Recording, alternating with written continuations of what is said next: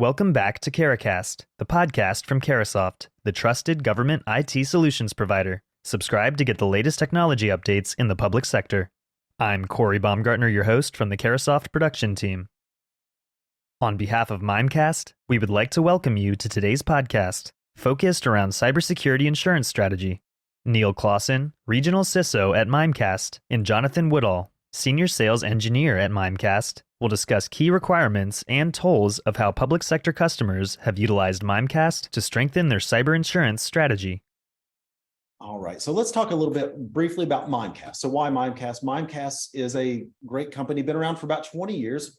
We've been in the security space for a very long time. And the great thing about Mimecast is we learn as we grow. We're up to about 40,000 customers now, a lot of end users protected. We see a lot of email, but the great thing is too, is as we've grown as an organization, understanding the threat landscape that is email, we'll dive into this a little bit more in a moment, and everything that kind of surrounds that, we've learned about how to evolve the company into not just focusing exactly on email, but maybe some of these other threat vectors that folks are going to attack against, whether that is, well, how do we exfiltrate data from folks? How do we do this against people? And we can go on and look at how that really works.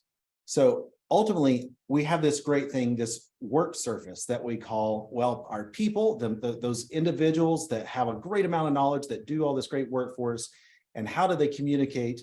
And how do we protect the data which those people are actually generating?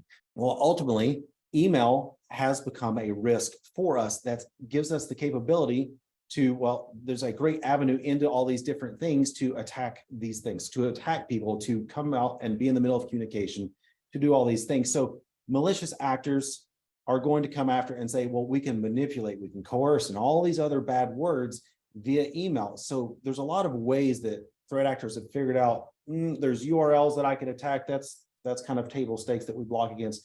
There's all these different threat attachments and all that. But realistically, the easiest way to get information is just to get somebody to do something for you. Why circumvent the controls which already exist when I can just get people to do things for me? And that's, well, 91% of all attacks into an organization come through email. 94% of successful attacks are through human error.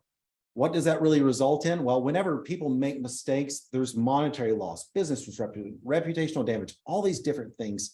There's a measurement that's against these, and depending on your size of organization, there's a number that you can actually put against what that really means. And so what we're going to talk about today a little bit is, well, how Mimecast kind of fits into this, and then some of the other things that you can even do for yourselves to try to avoid some of these threats, some of these issues that may play your organization.